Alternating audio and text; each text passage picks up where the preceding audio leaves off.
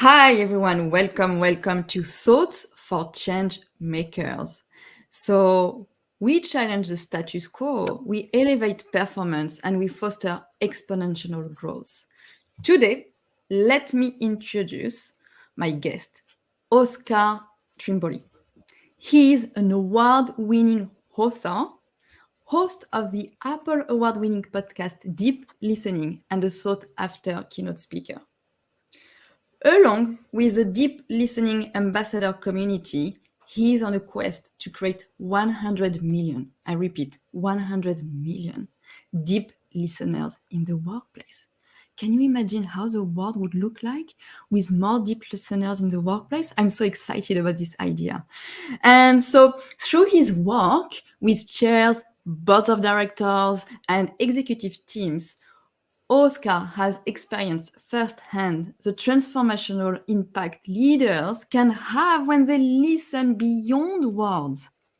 He believed that when leadership teams focus their attention and listening, they will build organizations that create powerful legacies for the people they serve today and, more importantly, for future generations. And Oscar has gifted me the book How to Listen that I almost finished reading. I loved it. So, welcome, Oscar. And as I really like to ask these questions, I would be keen to know, in your own words, what is the definition of team performance? How would you define what is a good team, and making sure that they have sustainable performance moving along? Mine's really basic and simple. High team performance is when they help the team member that's struggling. A lot of teams go, oh, well, we should get rid of them. They don't fit into the culture. They're not part of the process that we're doing. I think good teams focus on their performance individually, and as that adds up, I think great teams go back and help the person who's struggling on their team to be successful. So rather than during a work in progress meeting to say, oh, you missed that again, maybe in between meetings, they go back and go, hey, I notice you're struggling with this. How can I help? Thank you for sharing. I love it. Always like going with it. That got you thinking slightly differently. I'm curious Yes. what you were thinking when you heard that. Oh, I'm thinking that most of the time we don't think about that because, most of the conception out there on performance and team performance is about the outcomes, the output, and that we should focus only on the high achiever. So I think what you explain about, okay, we need to bring everyone on the journey and make sure that we help them and understand where they are stuck or where do they need help, so they are still part of the journey and we just don't let them behind by themselves. And I don't see that approach applied a lot in within organizations. So that's why it make me Yeah, think and I think differently. a classic manager would focus on the individual that's underperforming, and a leader would look at the system and processes and clear measures of success for that person and go back and question themselves as a leader. Have I been clear? Am I supporting them in a way that they can be successful?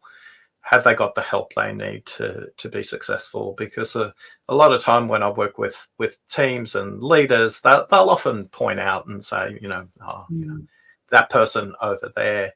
And I let it go in a group setting, but then at a break, I'll often talk to a leader and go, I'm curious, how well has that person been onboarded? I'm curious if they got all the support and resources they need to be successful. Have you been curious to understand what's truly getting in their way, not what you think is in their way? Because a lot of people will just say, oh, they're not motivated. They don't have the desire of the high performer. Everybody is a high performer. Are you as a leader creating that environment to help them achieve their best? And sometimes the best conversation you can have as a leader is, what does high performance look like for you? And it might not be in your team, and it might not be in your organization, but are you having those curious conversations is my invitation to everybody out there who wants to move their team performance forward. Yes, I really like what you say. Instead of jumping and into blaming to others, it's kind of reverting back and say, okay, before blaming others, should I look at maybe how I think, how I approach things? And so it's kind of reverting the blame towards others, towards ourselves first, before jumping into conclusion.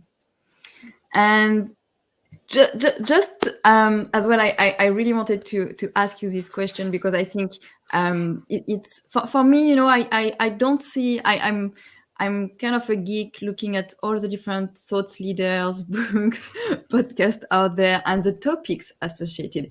And to be honest with you, listening and being an expert or having spent a lot of years into this topic, it's quite not that trendy, or it's quite unique.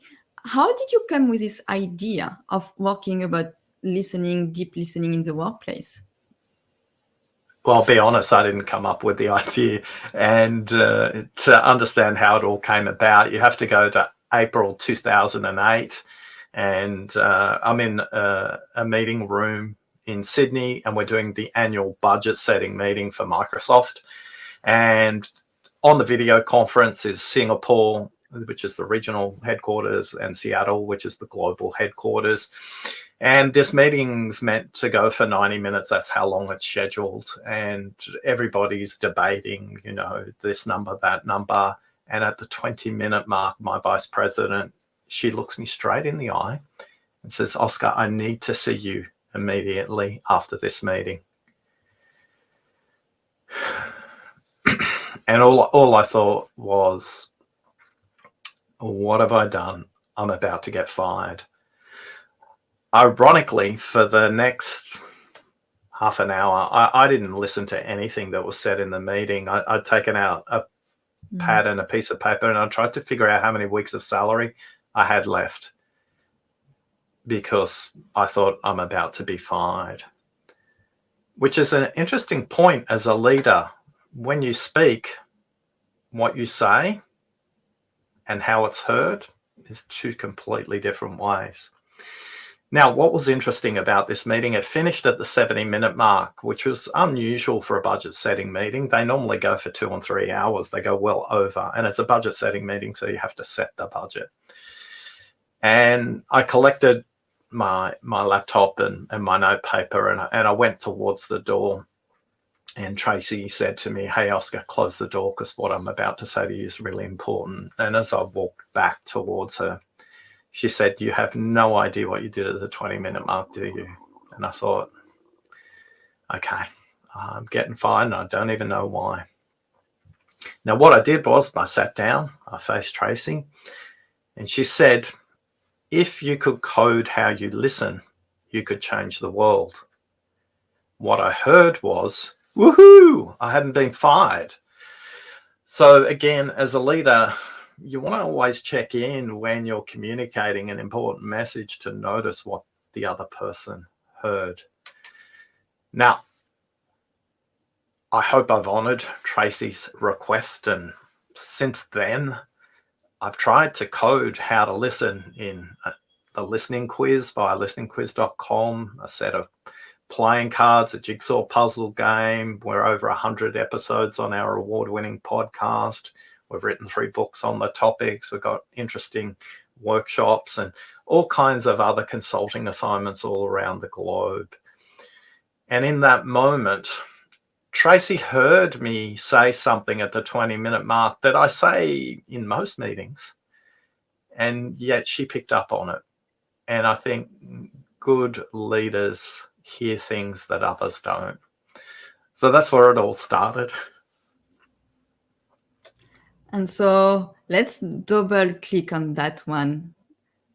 Good leaders. What was the end? Good leaders, like, am I a good leader? Because I can't recall the sentence, but I loved it. Good leaders understand what's going beyond the words. Yeah. I mean, I know that's something in your book Yeah. that you would say. Yeah, So, and I think managers listen to hear what's said, and mhm, leaders listen to notice what's not said. yes. When you know how fast you think versus how fast you can speak, so you speak at about 125 to 150 words per minute, yet you can think anywhere from 600 to 1600 words per minute. So the first thing you can say is probably about 14% of what you're thinking. And if you as a manager or a leader just having conversation with the very first thing somebody says, great, you're hearing their draft thinking. You're not Mm, hearing what they ultimately think, and more importantly, what it means to them, because what it means to them is very different. So Tracy says to me, Oscar, I need to see you immediately after the meeting. What it meant to me was how much money have I got in the bank account and how many weeks of salary have I got left, right? You have to notice not just how you're communicating, but how it's received as well. So for many leaders, they don't take the time to just listen beyond the first part of the conversation. And why does it matter to listen in the workplace anyway? Because your meetings will be shorter. You'll have less meetings. And the meetings you have will make a bigger impact. Who wants more meetings in the workplace? I have no idea. Who wants shorter and more productive meetings? Everyone I meet in the workplace. So if you want to discover why you're not profitable, I can very quickly diagnose where listening is present and absent. Why are you losing customers? You're probably not listening to them, or the competitors are listening better to them. Why are great employees leaving? Why are projects late? Listening is usually at the heart of all of those things. How do you see listening show up, Lizon, in teams that are performing well or not? mm. So, what I see in my work is that people attention is shrinking down every week. No one is taking the time or making the time to really have in-depth conversations. So I think we are staying in a shallow. We are going back-to-back meetings, and we bring baggages from our previous meeting to our new meetings, and we are distracted by computers notification, by phone notification, or if we work from home, by the dog, by the kids. Like it seems attention and focus of people, and even if you look at, for example, online piece of content, the video length is reducing. Before, people could watch maybe longer video, and now it's becoming very short videos. So I think, and as well, what I see with leaders, the thing they say is like, we don't have time to think strategically, we don't have time to coach our people enough. So I think it's a lack of maybe priorities, accountability, commitment within the business, and to really allow managers and leaders to really use deep thinking, and to maybe indeed train them how they can use those 2 ears a bit more. Because I don't think it's a skill we've been taught as well. Well, it is a skill we've been taught. We've been role modeled by our parents, by our managers at work, by our lecturers at university. How we learn, maybe we're not learning it formally in a classroom. There are some universities that teach communication, and there's a small, tiny little module on listening. And a lot of those lecturers are reaching out to me now going, could you come and do a guest lecture here? Could you come and that's very interesting for me, because a lecturer by definition literally speaks all the time. So one of the things I think that distinguishes good managers and leaders is, in the bigger systems that you're talking about, there's employee engagement surveys. Yes. And this is an act of theatre for most organisations. Let's encourage everybody to fill in the form once a year, and then we bring the curtain down and we do nothing about it. The difference between hearing and listening is action. And for those organizations that are consistently sought out as employers of choice, who have high performing teams, who grow market share, who increase profitability, who make customers and employees happier, they take the time to collect the feedback, to prioritize it into themes, and go back and talk to the employees and go, look, these were the themes we heard. How would you prioritize them? Because you're driving change by driving the buy-in with the employees, prioritizing the themes they put together. They don't know what everybody else has put in. They got a good guess. But the organizations that listen really well go back to the employees, ask them how to prioritize, and then communicate really consistently, either monthly, quarterly, every 6 months. This is what you said. This is the action we've taken. This is the progress we've made. And by the way, in a workplace where you can't change something or you choose not to change something, the employees can handle it if you tell them, we're choosing not to do that. And the reason we're choosing not to do that is because of A, B, and C. And that's fine, because then the employee can go, does that align with my values? Yes or no? No, I'll probably leave. Or worse still, I'll stay and just not give as much effort as I could. Or, okay, it's aligned with, it's not a priority for me, so I'll stay with the organization and continue on, but at least my leaders have been clear with me. So for many managers, they're all obsessed about the collection of the feedback, but what distinguishes leaders is they do something with it. In organizations that don't have these big complex collection systems, it's as simple as asking your employees on a regular basis, what's the one thing that's getting in your way, either from our systems, our processes, our tools? Then go and do something about it and tell them you've done something about it, because the difference between hearing and listening is taking action.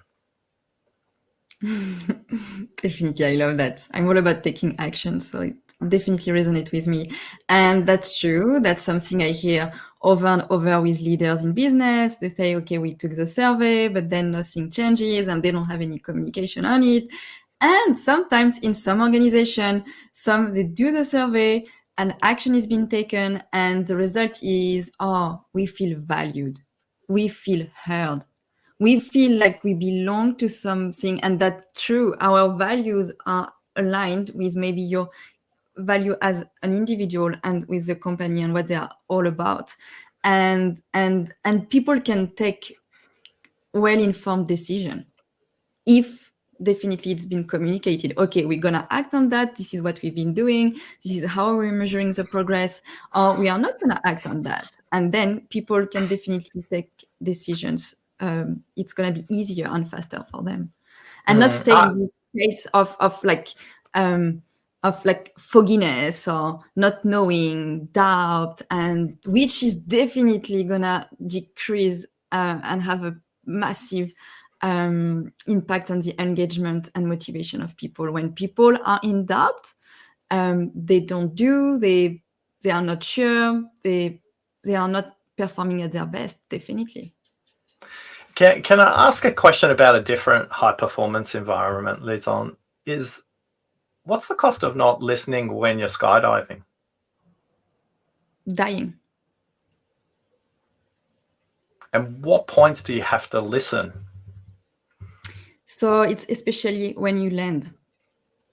You have to be fully aware of your environment, fully aware of where you are, and know when to break and how to break. If you're not listening, if you're not in the moment present, then you can just smash on the ground. And that made me think of an example you also shared in your book, where you talk about people going onto a plane and not too much, listening about like the safety pitch, because maybe some people, they are traveling every week, so they know about the safety pitch. But if one day it's action time, if one day, okay, that's it, the plane has got an issue, how is your listening skills changing? And I think this is the difference between listening in routine tasks versus listening for high consequence tasks as well. Because when you take out the safety card, if you even look at it on your flight seat, mentally you go, yeah, I'll put it back. But if it's mid-flight and the captain said, please pay attention to the crew, we are going to go through the flight safety announcement once before we attempt a landing. You're going to read that card front and back. And when they say your closest exit row may be behind you, you're actually going to look and identify that. And when it comes to our listening, there's a big difference between paying attention versus giving attention. When you pay attention, it feels like taxation. It feels like something you have to do. It feels like an obligation. So, as again, I think managers pay attention and leaders give attention. When they're giving attention, they're more open, they're generous, they're happy to extend their time. They're not looking at their watch going, I've got the next meeting.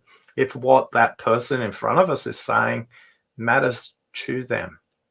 So one of the things I often invite people to do is notice, for this task, are you paying attention or are you giving attention? So you can't give attention to everything. Your mind will be overwhelmed, nor can you only pay attention.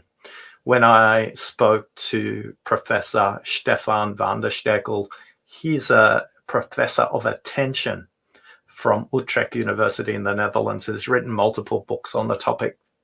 And I interviewed him about listening attention and what that's doing to your mind, going through the impact on the mind. And he said, Oscar, when it comes to multitasking, you can do that if you're doing a routine and low consequence task. He gave an example. You can chop vegetables or fruit. You can prepare a meal and listen to music, radio, TV, whatever the case may be. Why? It's a routine task and has low consequence. You can listen to music while you're gardening. You can listen to music while you're running, though I don't encourage it as somebody who's run many marathons. There's so much more to hear in the world outside. But what he said was, when it comes to workplaces that involve collaboration, that involve communication, that involve highly competitive environments or environments where resources are constrained, when you're having a human-to-human conversation, you can task switch as often as you want, but you cannot multitask and do either of those tasks effectively. You literally pay a tax for switching tasks. So he said, when it comes to listening in the workplace, his advice is simply this: listen fully and completely and give attention, and the conversation will be shorter because there's fewer misunderstandings. So for many of us, we don't even realize that when we're checking the message, or the favorite, the deep listening ambassador research in the last 2 years has said the thing that frustrates them the most when somebody else listens to them is a connected watch. They said they know the difference between somebody looking at the time, which takes about that long, versus somebody who's scrolling through, through their messages on their phone. When it comes to our listening, our presence matters more than our ears. Ah. So I thought, you see, even myself, I thought it was about our ears, but now you're bringing another subtlety, which is our presence. When we researched people and we asked them, what are the 3 things that really frustrate you when other people are listening to you? What gets in the way when you listen? And we also asked them a ratings question. And this was interesting. We asked them to rate themselves as a listener on a 5-point scale, well below average, average, etc. And we also asked them to rate others as listeners as well. What we found was that people have this huge bias that they think they're 6 times better at listening than the speaker does. You can listen to somebody without hearing them. Your presence can be enough. I remember working with a client in the city, and she said to me at the beginning of the conversation, put your hazmat suit on. Now, this was well before COVID. Mm-hmm. She said, I'm going to vomit over you and I'm going to tell you when I'm finished. And you don't need to say anything, Oscar. I was like, great, no problem. And thankfully, there was a clock immediately behind her head. The meeting started at about 11:05, and then she finished at about 11:34, 11:35, somewhere around there. I remember it was about 29 minutes of non-stop vomit. And she said, I'm finished. I said, about halfway through, you went like this.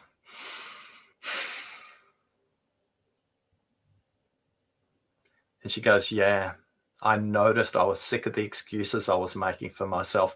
And I made a decision that once I finish vomiting on Oscar, I'm actually going to take responsibility for what I'm going to do. She was in the middle of a merger, and she was part of the merger integration team, and she was the acquired company, but she'd been put in charge of the merger integration, and she had all these excuses why it's not fair. My presence for 29 minutes, I literally could have had earphones on because it was when she sighed that something shifted for her halfway through the conversation. And it was my presence that helped her to get there, but it was my eyes, not just my ears, that noticed that change in her state. Good listeners hear what people say, and great listeners notice what people don't say. They notice how they breathe. They notice how they construct their sentences. They notice how long their pauses are. So when it comes to our listening, our presence matters as much as what we see and what we hear. What's that got you thinking now, Lizon? It got me thinking that breathing, yes, I think it's kind of, if you focus on that, you can get there. But what do you mean by how people think? So when you think about that ratio earlier on, they have so many words per minute going through their mind, anywhere from 600 to 1600. And typically, the more education you have, the more words, frameworks, and things you'll be thinking at the 1600 end. But on average in the workplace, it's about 900 words per minute. Mm-hmm. So if I can say 125 and I say them in the first minute, and you jump in and have a conversation with me, the likelihood I'd said what I think and what I mean completely, 14%. So the invitation for great listeners is to simply use this technique. And if you use this technique, it's so simple that most people don't use it. It requires practice. It doesn't require expertise. So here's the tip. If you use this tip, people will change their body shape.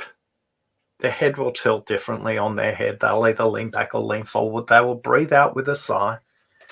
And they will say words like, actually, now that I think about it a little longer, I've realized that, you know what we haven't even discussed? We haven't even discussed this really important issue. If you use this really simple technique, here it is. Here it is. It's so quick. Is it tell me more? Quick. No, it's even quicker than that. If you use this technique, you will unlock most of what people want to say to you. So here it comes. Pay attention. It's really short.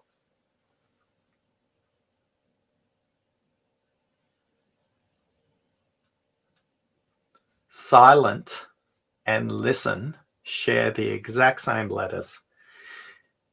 And if you become just 1 second more comfortable with silence, you might be surprised how much the other person is willing to tell you.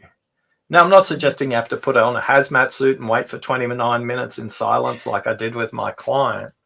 Yes. But for most of us, it's like just 1 second more of silence. Just because they take a breath in, it's not your commercial break to jump in. That breath is them just collecting their next thought. And for many people, they're not even conscious they're interrupting. They're not even conscious they're talking over the other person. They're not even aware that that other person has finished saying what they want to say completely. So silence is the magic key to unlock the kind of communication that means you have shorter meetings, you'll have better engaged employees, you'll have customers that will become your invisible sales force. They will refer you to other people in conversations you'll never be in. And your business will be more profitable and will continue to grow. So it's so simple just to practice being silent for 1 extra second and keep adding a second every week until you get to about 5 seconds.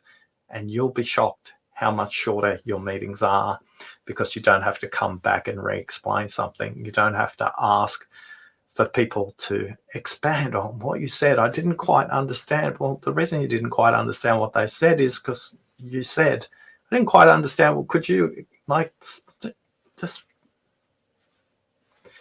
let them finish? So even simpler than I thought. It's not about tell me more. It's just about, with your presence, allowing silence to get the people aggregate more their thoughts because they need a bit more time to go with their thought process. And then you will get to a better understanding on how they were thinking, because then they will be like you giving them the space to share what's happening in their mind. And if you open the top of somebody's head while they were talking to you, it's like opening the lid on a washing machine. And if you've got a front loader, you can literally look in and watch this in action.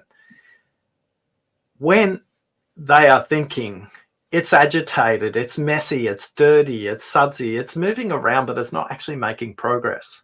And then there's the rinse cycle. For humans, the rinse cycle is speaking.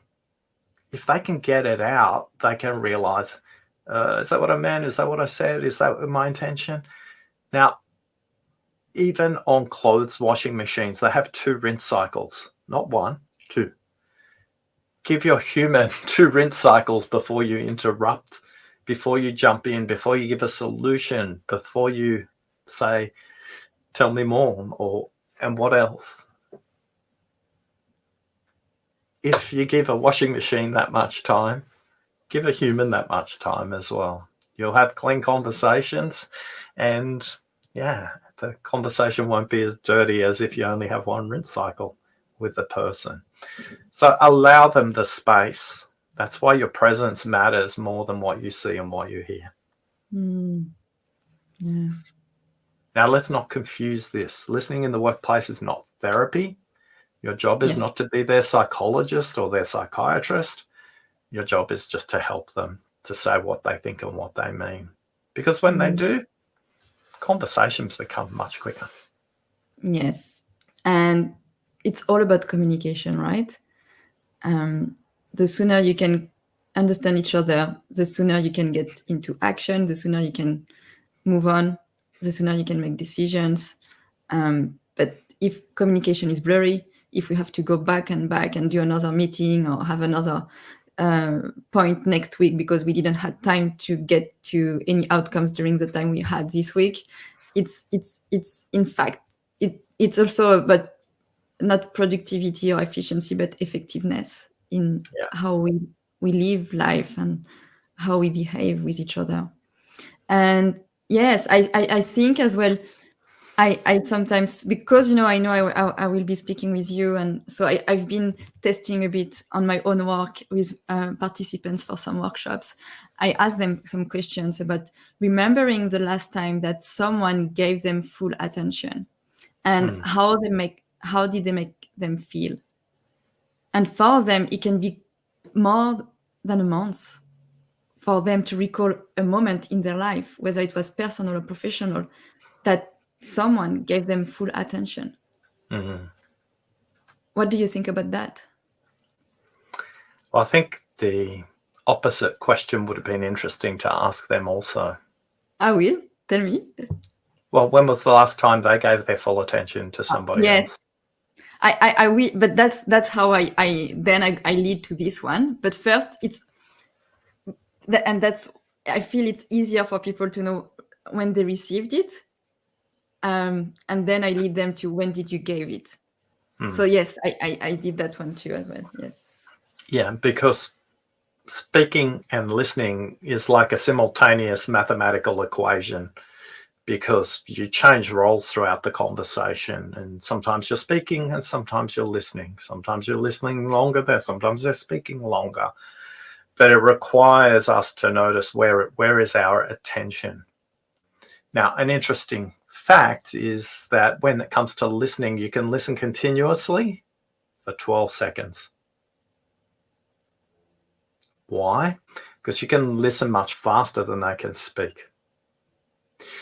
If you want to prove it, just go to YouTube and listen to something in your home language, in a context that you're familiar with, and just play it at 1.5 times speed or 2 times speed.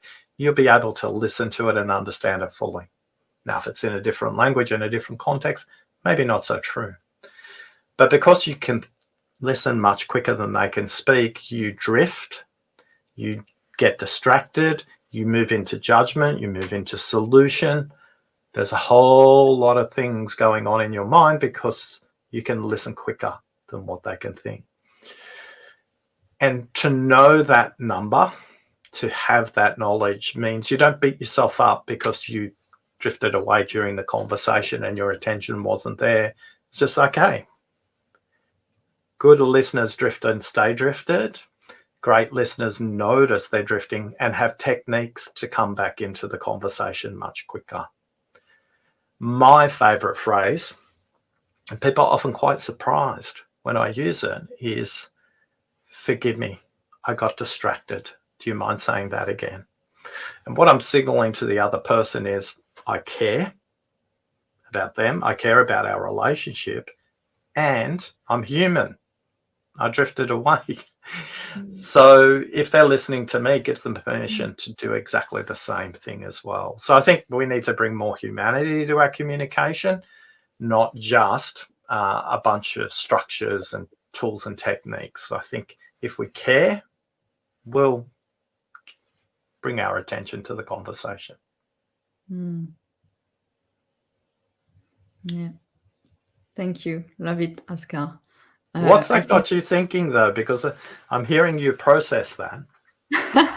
no, I was thinking that I'm the one asking you questions, but we might have people watching it live. And in fact, I would love for them to write down some questions so you can get the opportunity as well to answer them. Or if they have questions, maybe they can connect with you directly after as Sure. well. So yeah, but now I want to know those techniques on, like, okay, I realized I drift away. So how can I come back? So, okay, forgive me. I drift away and now I'm back with you. But do you have other ones that you would not even mention it to them, but you just realized it and you just come back? Because sometimes what I realized is when you interrupt people, they can lose their track of thoughts. So I'm mindful of not interrupting them because, like, especially if they say, okay, we have 3 points, and then they go to number one, number two, then I am interrupting them and then they're lost. They don't know what was the third idea. So, like, do you have some that might not require we have Ian, awareness of your intent. So it's not a question, but we have Ian sharing something that resonates with him. Thank you, Ian, for Thanks, Ian. participating. Awesome. Yes. And look, one of the things people aren't aware of is listening happens before, during, and after the conversation. Most people don't even prepare themselves to be available to listen. You mentioned earlier on back-to-back meetings. Well, if you book the meeting, that's your choice when you start the meeting. So the clients I work with, they know our meetings start at 5 after the hour, 5 after the half hour. They say this at the very first meeting. They turn up exactly at the top of the hour. And because it's the first meeting, I know they're going to do it. And I'm meeting them on the video conference, for example, and say, hey, Ian, it's interesting. I actually scheduled the meeting at 5 after the hour. I think it's quite humorous that we're so regimented into starting a meeting at the top of the hour. Yeah, back-to-back meetings, and they talk about that. Second meeting. Oh my goodness, Oscar, I'm really looking forward to your meeting. I've had time to go to the restroom, get a glass of water, a cup of tea, cup of coffee, and I've got myself ready for the conversation. Now think about team meetings where you schedule the meeting at the top of the hour, and this is what happens. Participant 1, who's always on time, turns up. You're there. Participant 2 turns up at 1 minute after the hour, 3, 4, etc. And then somebody always arrives at about 5 after the hour. Sorry I'm late. Had a back-to-back meeting, but I'm ready now. I'm really sorry, right? So that's 5 after the hour. Next time you schedule the team meeting, they still arrive at 5 after the hour, but what they say is, I've had time to have a little rest and I'm ready to go. What kind of meetings do you want to create? You can do that as simply as how you schedule the time. Now, we can't all control when we're invited to a meeting, but we can control when we invite others to a meeting. By the way, that's how you get time back in your schedule. I don't schedule 1-hour meetings. I schedule 50-minute meetings because it gives them 5 minutes to prepare for their system where they're going to go into the top of the hour. The other simple practical tip is this. At the beginning of the conversation, you need to ask a version of this question. And Lizanne will have a little smile because I asked her this at the beginning. What will make this a good conversation? If you ask that question, it gives you a second thing to listen for in the conversation. So imagine we've agreed this would be a good conversation, and while I'm listening, I drift away. But there's my little reminder. What did we say would make it a good conversation? So I can check in. At the 15-minute mark, I can say at the beginning of the conversation, you said this will make it a good conversation. How are we going? And it keeps the speaker on track because you're using their own words back for them as well. Now, some magical things happen when you check in regularly. Sometimes people simply say, covered everything I need to. Let's finish the meeting. Or they'll say, I've covered everything we need to, but while I've been talking to you, I've been thinking about another project. Would you be open to exploring that in the time we've got available? You can choose from that point on. So those 2 tips alone, stop sending meeting requests at the top of the hour, and you can change the default, whether you use Gmail or Microsoft Mail or whatever your mail system is, you can change the default so your meetings go out there. The other thing you want to do is just consistently ask what will make this a good conversation, because it gives you another thing to listen for. And it's a really good technique at the 15-minute mark to show them you've listened, because you say, hey, at the beginning of the meeting, you said this. Oh, wow, they remembered, they cared. Here we go. So those are the most practical tips that people love to go and implement along with. Yes. How about the after? You say before, during, after. Yeah. So after is if you committed to do something in a meeting, the after of listening, the difference between hearing and listening is action, is that you communicate the action you're going to take in the meeting and you communicate when you've done it, because sometimes you might not get another meeting to do it. So people are often frustrated with, I asked them to do this and it's 2 days after the due date and I haven't heard anything. Yeah. So if you think you can't listen after the meeting, just don't do your to-do list and see how quickly you hear from other people about your lack of listening, or at least they'll attribute it to your lack of listening rather than maybe your lack of prioritization or other things there as well. The most important part of listening is preparation. And when I prepare for any conversation that is a meeting more than 15 minutes, I will play music. I've got 3 different songs, and depending on the energy the group, the outcome requires from me, I'll play that music. Some of it's 6 minutes long, some of it's 3 minutes long, one of it's 5.5 minutes long. And it just clears my head.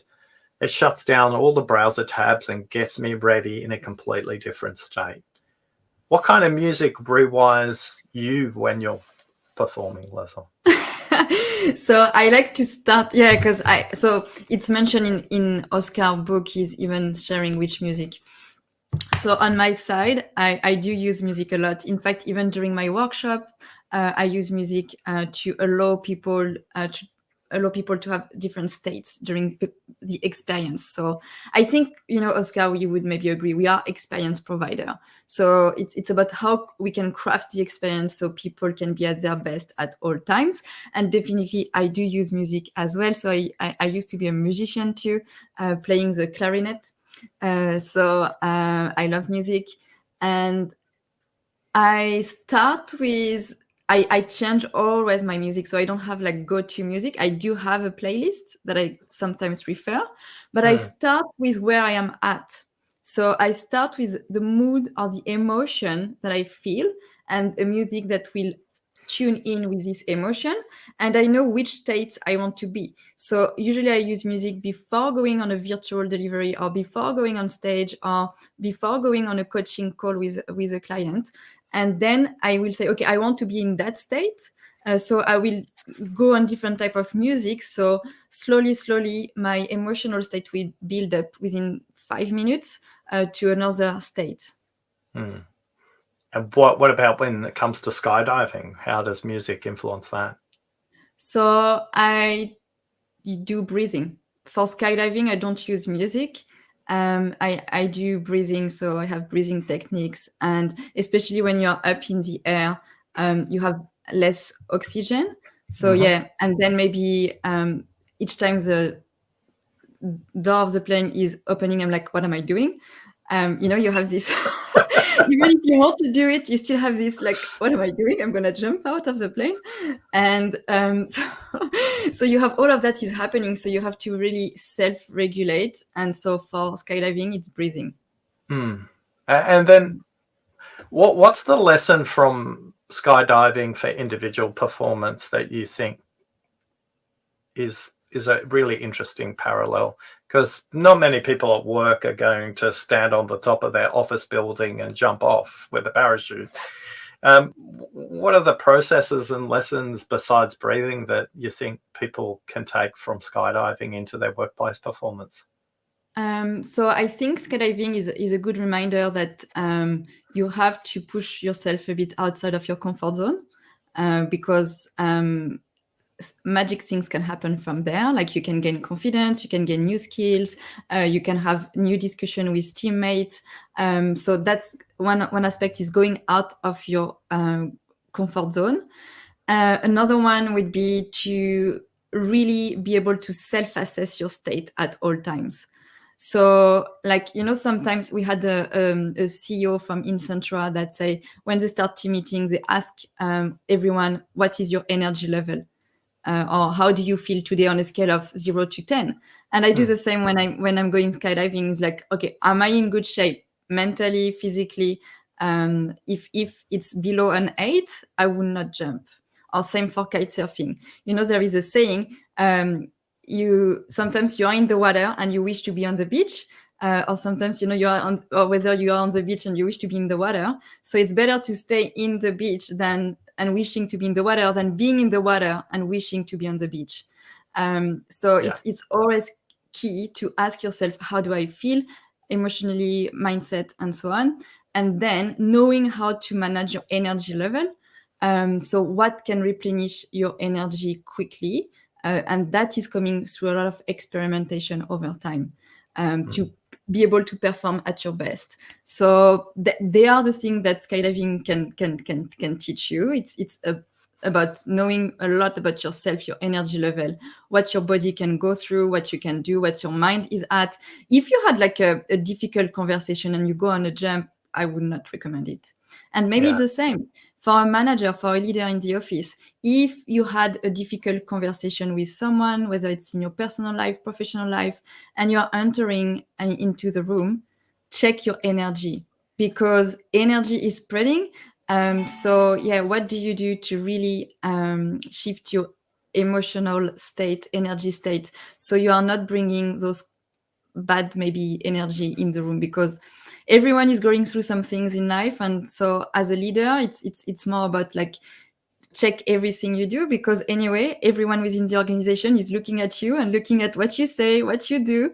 So it's a lot of self-regulation, I guess, that would happen. And do you pack your own parachute? Not yet. So Okay. that the next stage is to learn how to pack my parachute. But you see, And, it's a and lot. I think for managers, that's the valuable lesson. For a lot of your staff, you're expecting them to jump out of the plane on the first day. And in parachuting, I knew the answer to this question, by the way, thanks to Janine Garner. You have to reach a certain qualification through practice to know how to pack your own parachute. Until then, your supervisor is doing it. And the same is true in the workplace.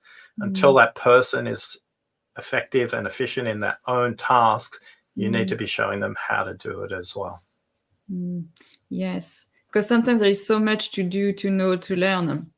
So it's a step by step, because for your brain, otherwise it's going to be overwhelmed. We have someone that shares something.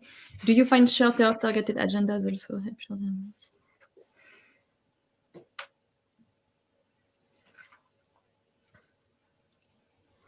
Well, thanks, Shirley. That's a great question. And it depends on the consequence of the meeting and the time horizon that that decision has to be made over the meeting. So if it's a high consequence, long-term kind of conversation, you can cut it short because it's long-term. If it's high consequence and short-term, maybe not, cut it short. I think one of the things we need to orientate ourselves on is, rather than cutting the meeting short, is asking the participants what will be effective for them. Because a lot of the time they'll tell you they want to cut it short as well. But if you're not asking that question at the beginning as a compass setting to go, hey, what will make this a good meeting? You can't check in to go, hey, sounds like we're there. Is it all right with everybody if we wrap up right now? If you don't ask that question, they can feel like you've closed the door and left them in a room with unresolved issues. I don't think one way or the other is correct or incorrect. I think the difference is if you apply that rule about cutting the meeting short as a way of operating, some people are going to get frustrated by that and some people are going to love it. Check in with the people present in the room. And I think then you will learn the skill of flexibility. When is it appropriate and when is it not? I hope that answers your question. If not, let us know. Yes, thank you. Yeah, I think it does. But it's funny because what I see as well in meetings is sometimes people allocate 1 hour and they stay up to the hour, even if they don't have anything to say. Yeah. So the opposite of the check-in. Remember, we asked that question at the beginning. What will make it a good conversation? We check in at the 15-minute mark, the 20-minute, the 30-minute mark, etc. Thanks. Yeah, the second wash is really important. So we're checking in roughly every 10 to 15 minutes.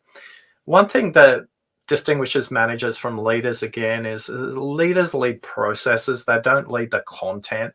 And if you ask this question regularly, you can improve the performance of your team meeting. That's 1 hour long.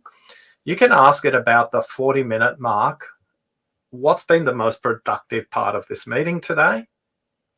What's been the least productive part of this meeting today? Now, if you go and say, oh, I would like some feedback on how our meeting went, you're going to get nothing back.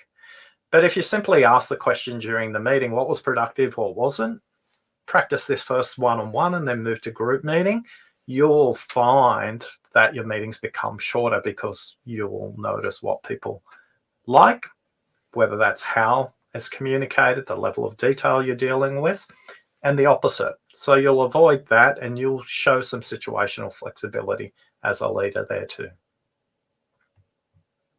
Thank you. So I think this comment is gonna be the last one. As leader, we need to give ourselves permission to be present and listen. Yeah, and as leaders, you also need to cut yourself some slack because you've got a really tough job and you're not going to be perfect every day. But if you can become conscious and aware of your body and your mind and where it's at, you can be the best version of yourself when you turn up.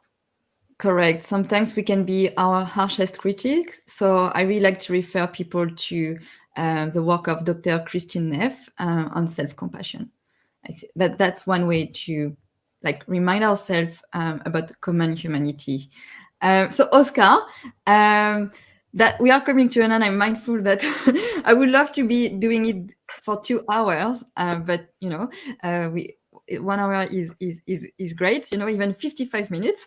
So now, where people can find you or find your work or find your book. Well, if you want to grab the book, we've won a couple of awards for that, so you can check that out. And if you want to listen to our Apple Award-winning podcast, you can check that out too.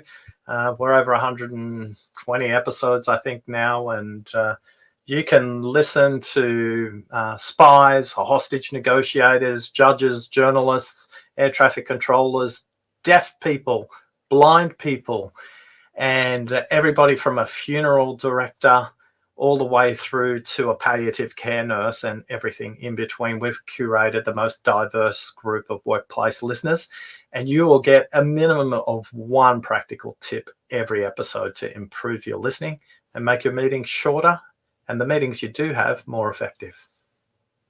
So that's it. When you are doing routine tasks like cooking, shopping your veggies, tune in Oscar podcast and you will get at least one gold nuggets. And hopefully with this 1 hour, you got many, because I did, by the way, got a lot. So thank you, Oscar. Thank you a lot for being with us today. I'm thrilled to have you as a guest. I'm sure that all those thoughts will help those change makers, those leaders out there to be better and to practice their listening skills.